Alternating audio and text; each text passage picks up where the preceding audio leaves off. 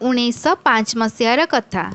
ଉତ୍କଳ ଗୌରବ ମଧୁସୂଦନ ଦାସ କଟକ ସହରରେ ଏକ ଜୋତା କାରଖାନା ପ୍ରତିଷ୍ଠା କଲେ। ଗୋଟେ ଚମଡ଼ା ଜୋତା ତିଆରି କରିବା ପାଇଁ ସେ ସମୟରେ ବହୁତ ଗୁଡ଼ିଏ ଟଙ୍କା ଖର୍ଚ୍ଚ ହେଉଥିଲା।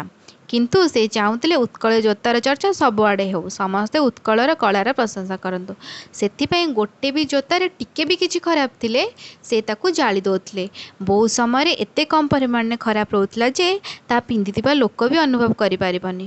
କିନ୍ତୁ କର୍ମଚାରୀମାନଙ୍କର ବାରମ୍ବାର ବାରଣ ସତ୍ତ୍ୱେ ମଧ୍ୟ ମଧୁବାବୁ ସେସବୁକୁ ବିକ୍ରି ନ କରି ପୋଡ଼ି ଦେଉଥିଲେ। ଧୀରେ ଧୀରେ ସମସ୍ତେ ଇଂରେଜମାନେ ଜୋତାର ପ୍ରଶଂସାରେ ମୁଖରିତ ହୋଇ ଉଠିଲେ। କିନ୍ତୁ ମଧୁବାବୁ ଯେଉଁ ଟିକେ ଟିକେ ଭୁଲରେ ଜୋତା ସବୁ ଜାଳି ଦେଉଥିଲେ ସେଥିରେ ତାଙ୍କର ଅତିଶୟ ପରିମାଣରେ କ୍ଷତି ହେଉଥିଲା। ଶେଷରେ ଲାଭ ତୁଳନାରେ କ୍ଷତି ଏତେ ପରିମାଣରେ ବଢ଼ିଗଲା ଯେ ମଧୁବାବୁଙ୍କୁ ଜୋତା ଦୋକାନଟି ବନ୍ଦ କରିବାକୁ ପଡ଼ିଲା। କିନ୍ତୁ ସେ ତିଳେ ମାତ୍ର ଦୁଃଖୀ ନଥିଲେ, କାରଣ ଦୋକାନ ବନ୍ଦ ହୋଇପାରେ କିନ୍ତୁ ଦୋକାନରୁ ତିଆରି ହେଉଥିବା ଜୋତା ଓଡ଼ିଶାର ସମ୍ମାନ ବଢ଼ାଇବାରେ ସହାୟକ ହେଉଥିଲା। ଯେତେବେଳେ ଆମେ ସମୂହ ସ୍ୱାର୍ଥ କଥା ଭାବୁ ସେ ସମୟରେ ଆମେ କିଛି ହରାଇ ଦେଲେ ମଧ୍ୟ ତାହା ଆମ ମନରେ ବ୍ୟଥା ନୁହେଁ, ଶାନ୍ତି ପ୍ରଦାନ କରେ।